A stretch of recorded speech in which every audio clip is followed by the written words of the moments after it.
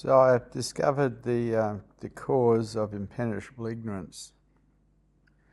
All human beings are programmed to get things right because survival depends upon it. And what's more, if we get things right when we're in school, we get rewarded. If we get them wrong, there is a form of punishment. And so we've all been programmed to get things right, which can lead to righteousness.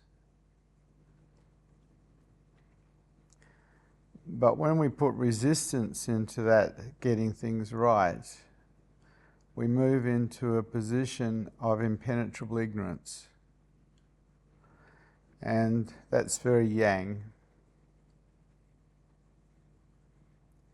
I was looking at this last night and realizing that instead of defending a position, you're way better off questioning.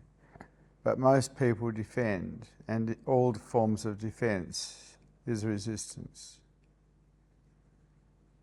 And so Lao Tzu took off and left all his disciples claiming impenetrable ignorance, and he couldn't teach them anymore.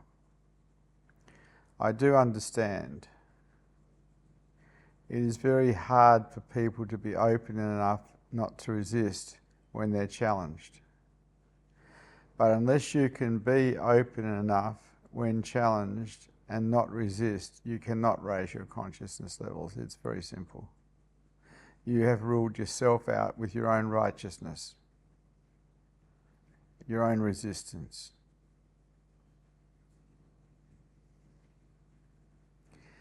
When I first took sannyas, Osho gave me a book. And the title of the book was, "Look Where I'm Pointing, Don't Bite My Fingers." And now I fully understand what he was saying. People don't want to look where you're pointing. They want to actually be right. And in order to be right, they offer resistance. And the moment they offer resistance, they go into suffering. And they also go into lower consciousness. A seeker has to be an investigator, asking the questions continuously, why? Righteousness is the enemy of higher consciousness. Resistance is the enemy of higher consciousness.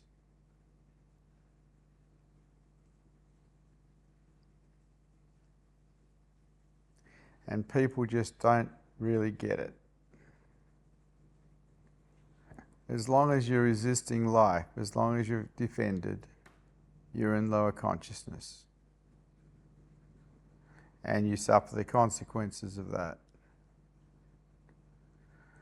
If any of you get really close to me, you'll notice that I live in yin. I don't live in yang. I can be very yang, but I don't live there. I live in yin. It's one of the things I noticed about Osho and all the other awake teachers I met. They all live in yin.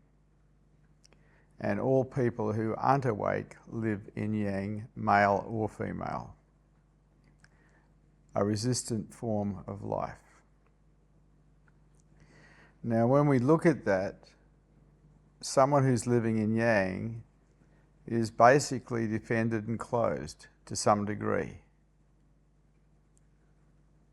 I keep telling people that openness counts for everything because it does. If you can't be open, you can't play the game of higher consciousness.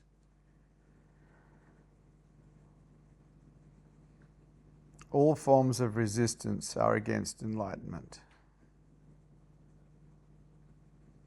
If you have an argumentative mind, that mind will not support you in higher consciousness. It'll support you in being right, which is a loser game in the game of higher consciousness.